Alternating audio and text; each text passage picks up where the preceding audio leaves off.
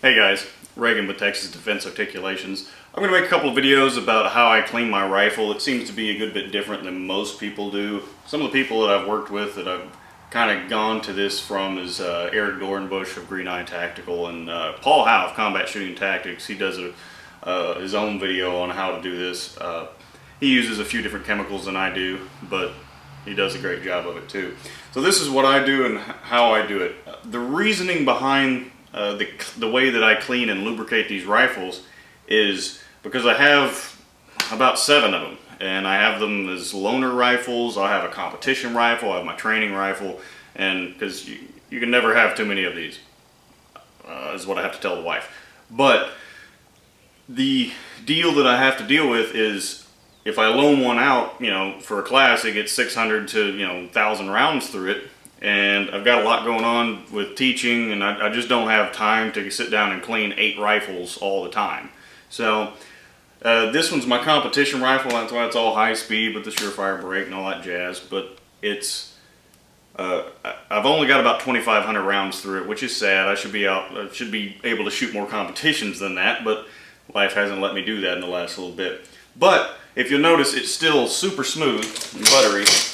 And I'm actually going to use it this weekend for an upcoming course, which is a first for me. I never used my competition rifle for that.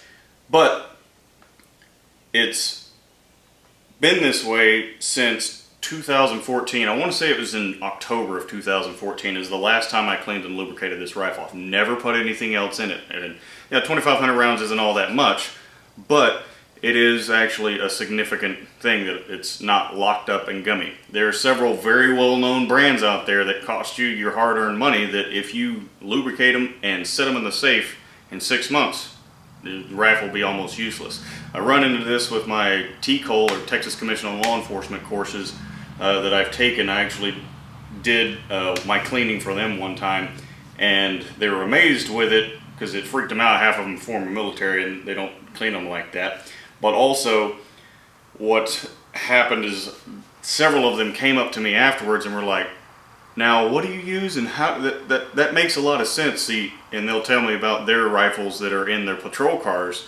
And I had one pull his rifle out of the patrol car, clear it, and then he pulled the bolt all the way to the rear and let it go. And you could sit there, and the bolt just went slowly forward because they're using some sort of CLP that doesn't, it's probably a 2-part oil, and it's coming apart and it's kind of turning into a little bit of a gum or an abrasive even as it just comes apart on the gun because it's been sitting there so long because they don't use it all that often. So this thing's full of carbon and it's just dirty as crap, but it's not super filthy. My training rifle I usually get about 5,000 rounds through before I even think about cleaning it. So we're going to go over this real quick. I'll do some of the clean outs. I'm probably going to put it in 3 different videos, so if you like this little one and what I'm saying, then you'll watch the other 2. So,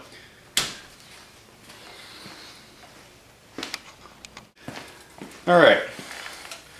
A lot of people use some of the spray stuff that helps break down the oils and all that kind of good stuff that it takes a while for it to clean. I've never found any of those that actually work really all that well, especially for something like this where I've got a lot of grease and oil and carbon on the gun. Another good option is gun scrubber.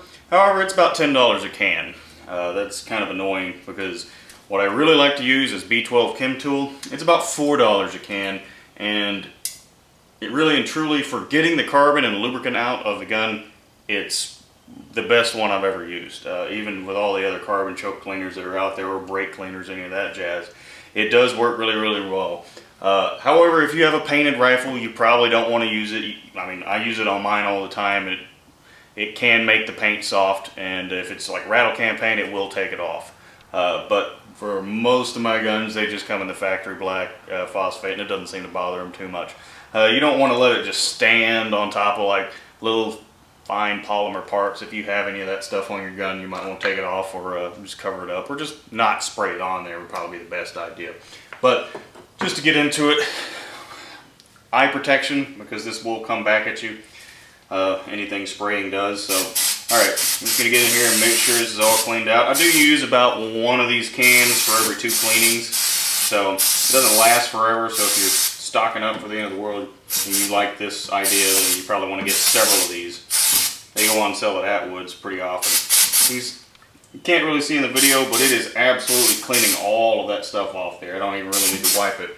If you want to get the little toothbrush to get stuff off, that's fine. For the most part, this gets it off, and I don't really need the toothbrush, but every now and then they'll get a little super filthy, and you'll want to use that.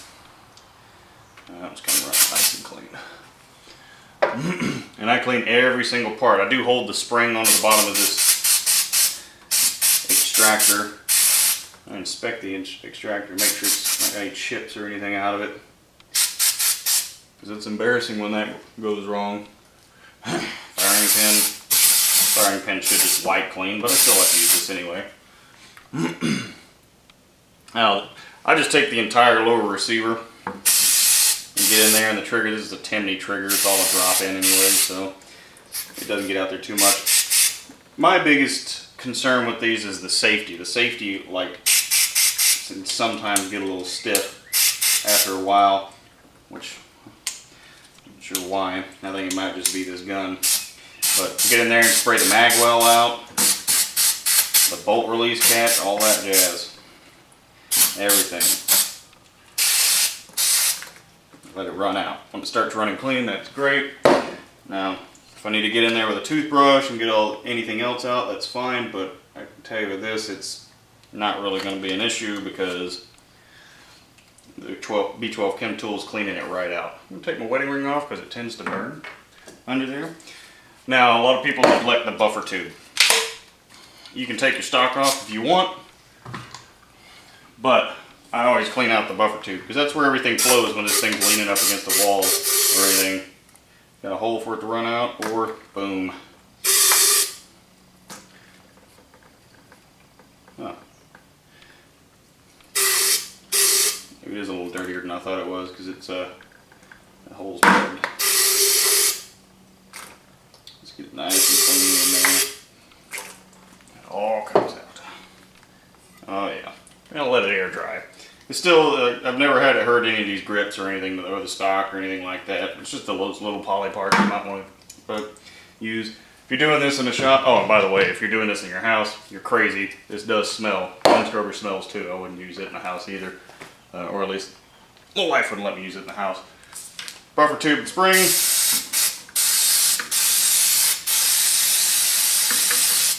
Yeah, get it all out of there. If you need that toothbrush, get in there and clean it. This one's coming nice and clean, so I don't really need it.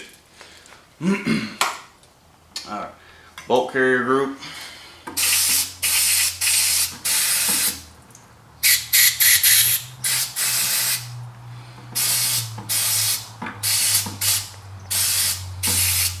This thing's actually just coming right off. Remember, this has been on here for a year and some change. Just coming right off with this thing. Other times that I've had to clean some other high-end expensive brand lubricants off, it took a lot more than one can, and I really had to scrub it because it just turned into glass. Alright, I'm going to pull this up because these are starting to fog. Let's get these back up here towards the front of the receiver.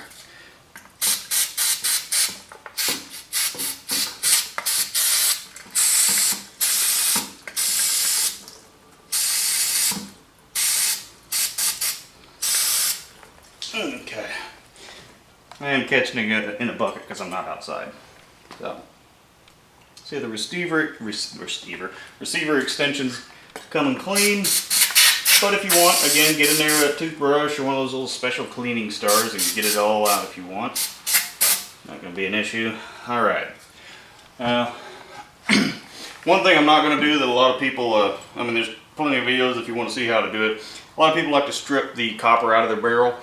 I don't typically do that because you don't really need to. You know, some people say you need to, some people say you don't. From the precision world, most of the guys I know who shoot super precision, they don't almost ever strip the copper out of their barrel because it acts as a bearing surface for the bullet, and once you strip it out, that bearing surface is gone, and it takes about 40-50 rounds for it to come back, and it might not be exactly the same. So I just leave it in there. It's not going to hurt the barrel. I always typically just run a patch through it until it turns clean and maybe coat it down with some accuracy oil, and that works great. So again, if you want to get the brush in there and clean out all the little stuff, this one's pretty clean, so I'm not going to worry about it or put it on the video. But if yours is real gummed up or has a bunch of stuff in it, that's fine. But you can see this thing came almost 100% clean with just that spraying, and I believe that's all the parts that need super cleaning. Yeah, anything else can just wipe down. So move